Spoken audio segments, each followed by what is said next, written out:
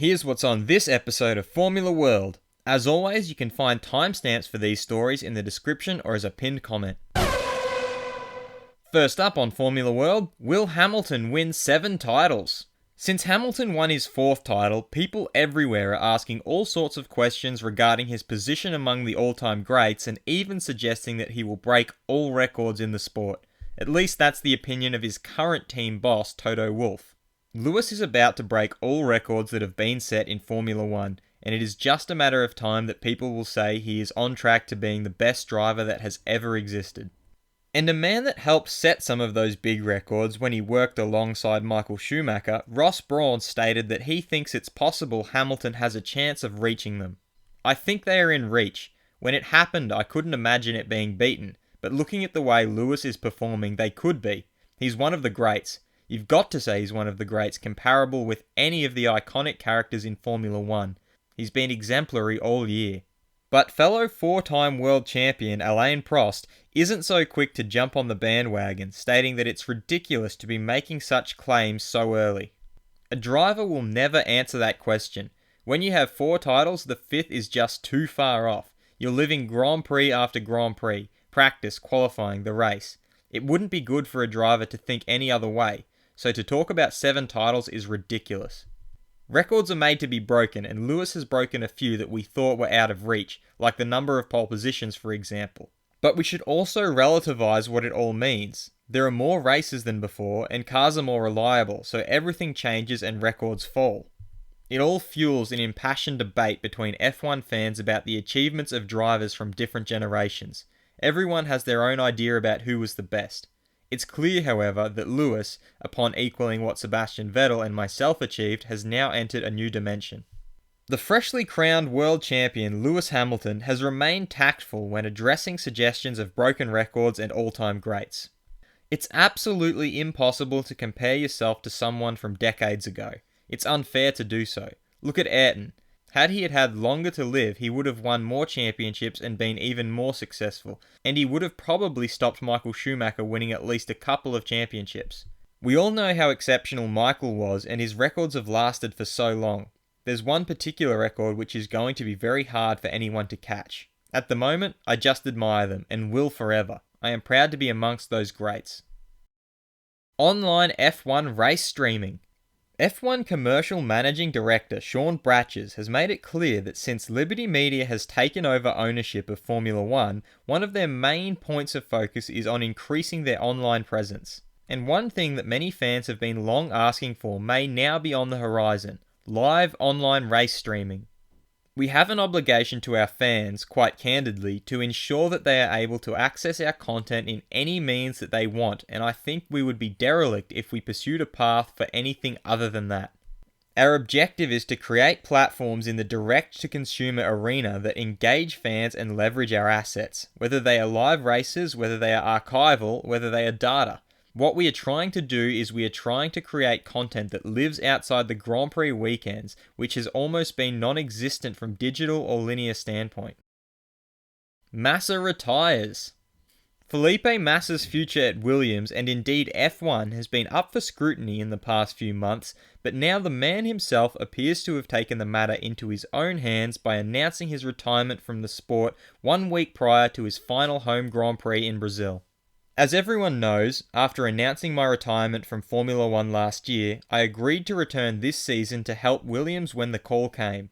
I have now enjoyed 4 great years with the team, but my career in Formula 1 will finally come to an end this season. I take so many great memories with me as I prepare for my final 2 races in Brazil and Abu Dhabi.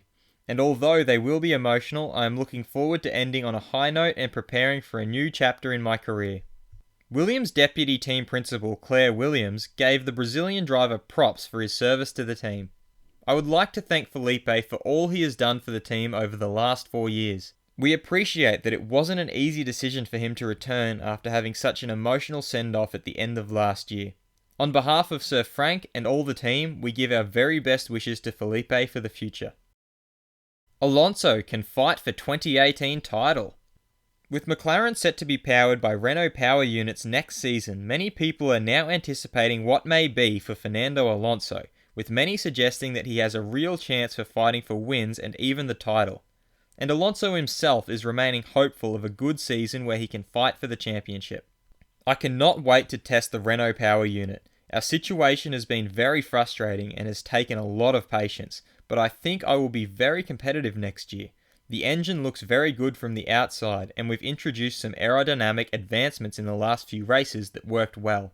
So we have all the ingredients for a successful 2018 season. I hope we can fight for the title with Lewis Hamilton next year. Can I get 4 titles like Hamilton and Sebastian Vettel? I will definitely try. I hope that I can fight with them on equal terms.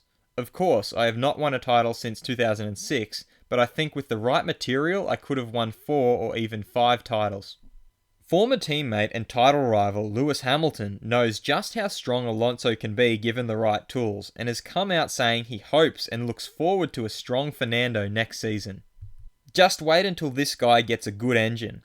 I really hope for McLaren, which has a special place in my heart, that next year is a bigger year for them. I hope they have a stronger engine and a stronger car. Fernando's a tough cookie, and I enjoyed the little battle that I had with him in Mexico, and I hope that we get to have many more like that. Two-time world champion Emerson Fittipaldi has come out backing Alonso's chances at a successful season in 2018, stating that with their chassis powered by a better engine, anything is possible. I think Fernando is the best, and I also think McLaren has a great car. As Alonso said the other day, it is a great car in the corners. So if they continue with that quality of chassis and aerodynamics with the Renault engine next year, they can fight for podiums, victories, and even the title. Permanent F1 stewards. There has been lots of talk recently regarding the race stewards' decisions, with many citing lack of consistency, which results in confusion and frustration. Haas team boss Gunther Steiner is one that believes something must be done, suggesting that permanent stewards, rather than a rotating panel, would be better. You need to know what is happening and what is not happening with penalties, and that's my biggest thing. Every time it's different. For me, the only solution is to have permanent people there, who know what happens every week. I have no problem if they are then supplemented by additional people or whoever, but there needs to be somebody consistent who knows what happened a year ago, 2 years ago, last week. Ari Leindeck, 2-time Indy 500 winner turned IndyCar race steward, believes F1 should take a leaf out of IndyCar's book regarding the use of permanent race stewards. You need a fixed panel. During a Grand Prix weekend, there is no time to be creative with rules and penalties. The rulebook is very complicated, and you aren't going to tell me that a guy like Mika Salo, who just wanders by to be a race steward for a weekend, knows the entire book of regulations. Just put a few guys in that spot who will be there every weekend, who will get to know the characters of the drivers better, which makes it a lot easier to judge. Being a race steward is a very interesting job in which you have a lot of responsibilities. You need to be fair towards everyone. However, FIA race director Charlie Whiting doesn't think permanent stewards are necessary and gives a brief explanation why. I don't think there's any real need to do that. The stewards, after every race, they write a report, everyone sees it, all the rationale is explained for all decisions. We have meetings 4 times a year in order to make sure everyone understands why decisions were made. It's all documented very carefully in order to make sure, as I say, that everyone is up to date with everything. The idea of having one set of stewards for the whole year has been discussed many times. I think it would bring with it different problems, and I am really not convinced that it would definitely be the right way to go. Formula World fans react. F1 grid changes. In the last video, I asked what you all thought of the proposed changes to the grid system, and here's what you had to say about it. Diaz Sama says 3 wide with Vettel, Verstappen and Kimi is just blah. Richard Head says, a new grid system. F1 fixes the problems that didn't exist and neglects the ones that did.